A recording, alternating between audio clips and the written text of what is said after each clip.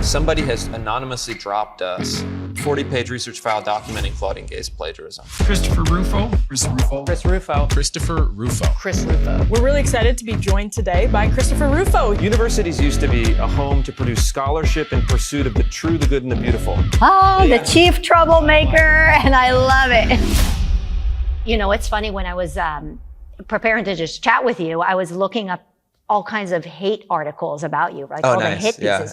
But what is amazing is I anticipated that I'd find each article to say something different about you, racist or, right-wing extremist, whatever. Literally every article about you is the same article.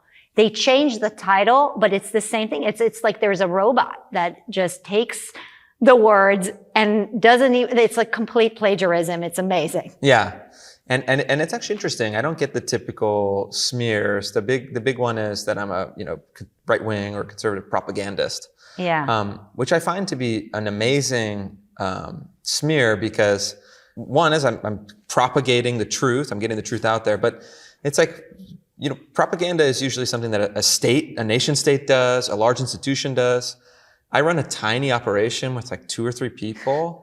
And so the fact that I'm like big, scary propagandist that's threatening to disturb the status quo from such a small position, it's actually like a kind of an unintentional compliment. Right. So I was like, right. Look, if that's my bad rap, I'll take it. That's fine. You know what? With me. It's a crack in the system that they're not willing to take, because they know that the cracks will create the pressure and they will allow no dissent. And so they have to squash you as fast as possible. Yeah.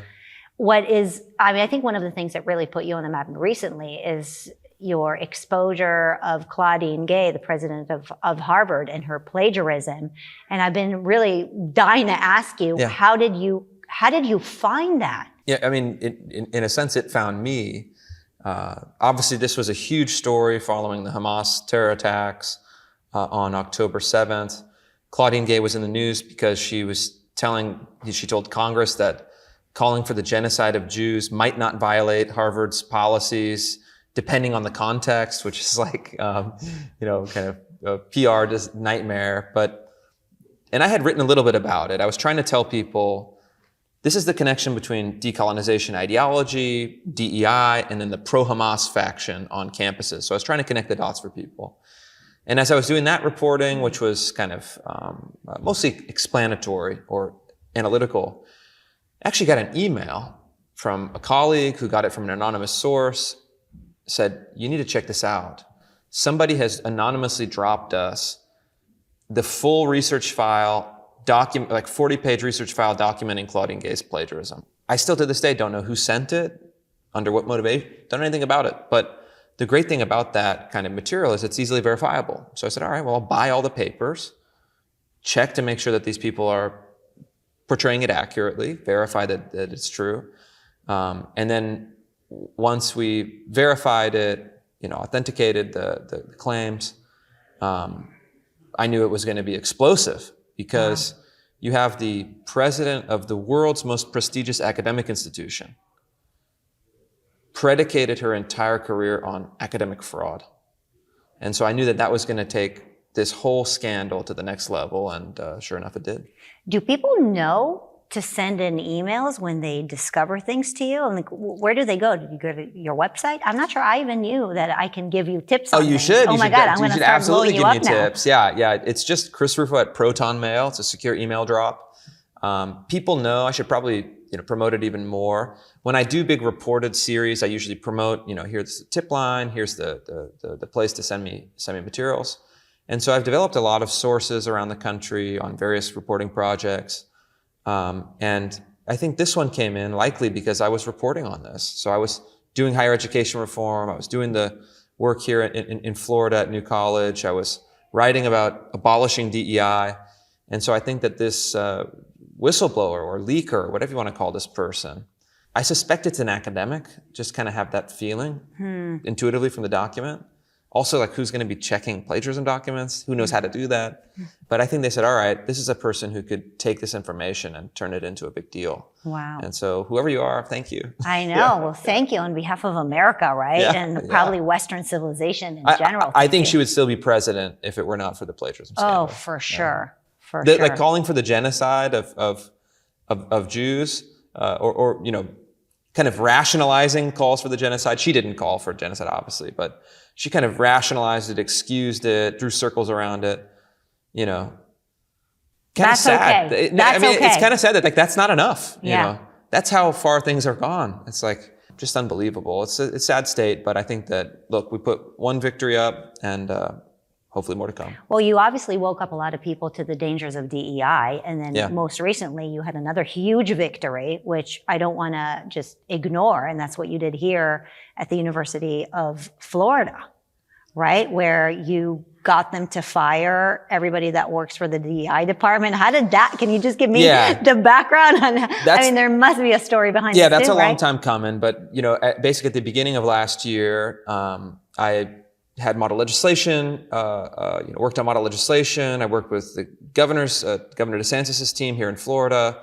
I did investigative reporting series of 5 exposing DEI at 5 Florida public universities. Launched this campaign at this great event with Governor DeSantis. Helped, get this legislation through to abolish all of the DEI offices in all of Florida's public universities. And so fast forward, because these things take time, they're administrative procedures. These DEI offices start disappearing at campuses, and then finally at University of Florida that was spending $5 million on DEI programs per year. President Sass over there did the right thing, complied with the law, obviously, but he made it very simple. He said, all the DEI employees their employment is terminated. They can apply for other jobs. They may or may not get them, but we're going to follow the law. And then we're going to spend that $5 million recruiting all-star faculty from around the country. And so, a very simple thing. Do you want to have left-wing DEI bureaucrats, poisoning campus culture, or do you want to spend that money recruiting the next great academic or scientist or philosopher and bringing them to the state of Florida? And so I think that, I'm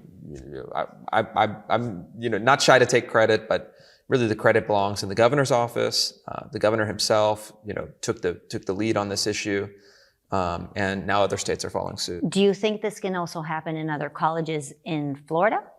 Well, it's happened in every college in Florida's public universities. Right. There are no more DEI departments anywhere in the state of Florida in the public universities. Private universities can do what they Whatever wish. they want. But here's the thing. If we're setting the expectation, we're setting the precedent that you don't have to have this.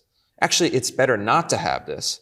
You can save money, you can improve campus culture, you can have a greater variety of viewpoints, you can comply with civil rights law. That's something that universities should do.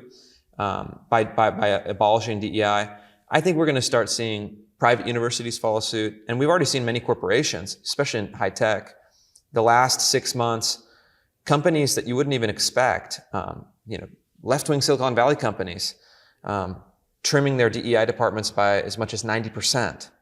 And so that's a story that hasn't been told publicly to a huge degree. But to me, that's a sign where people are saying, we tried this.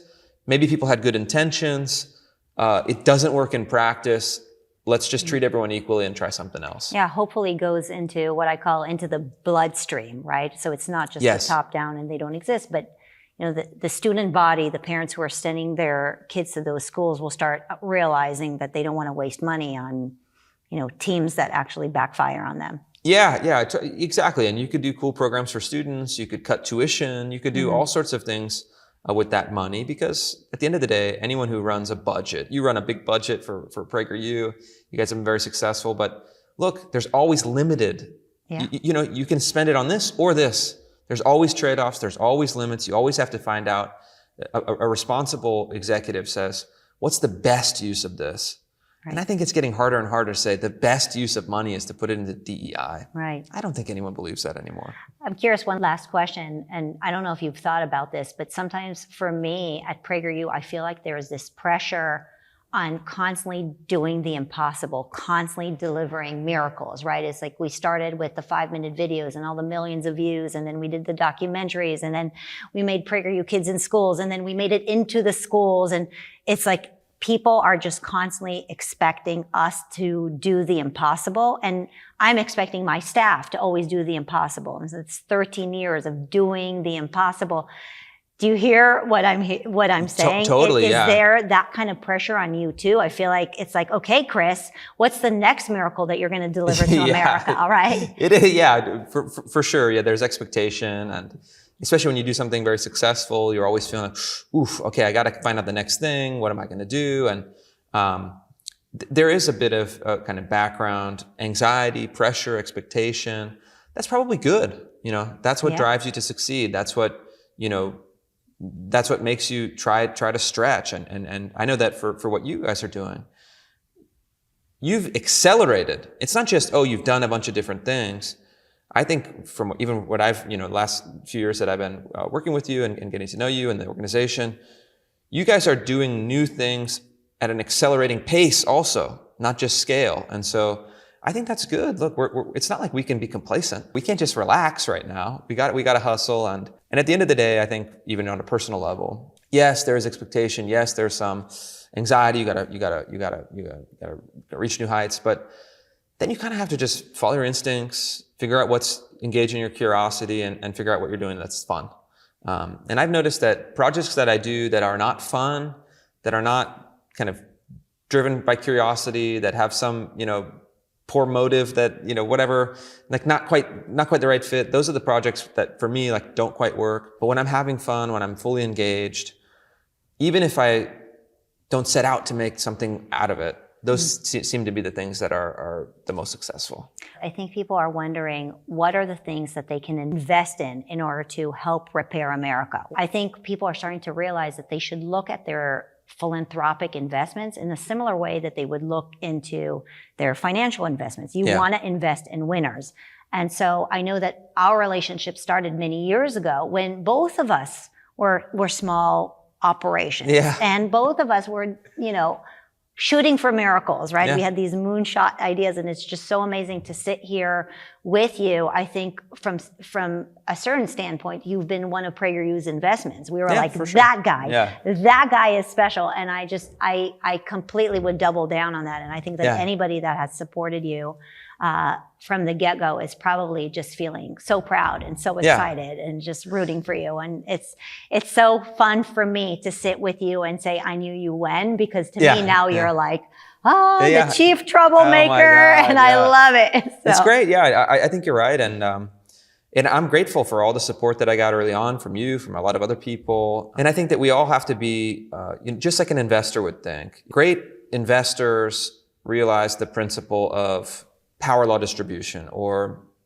high risk, high reward. And so philanthropists and investors and people who've been successful have to carry that same risk-taking spirit, that same ambitious spirit. It's not just give to your alma mater, give to the opera, give to the YMCA.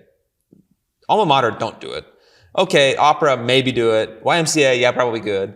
But actually be more creative and take that same approach that you had in business life to your philanthropic life, and invest in things where people are driving results that are undeniable.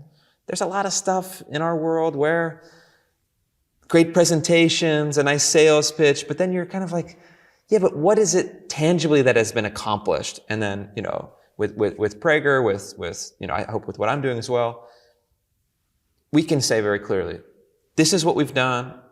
This is what we've accomplished. We're actually moving the ball forward in this way.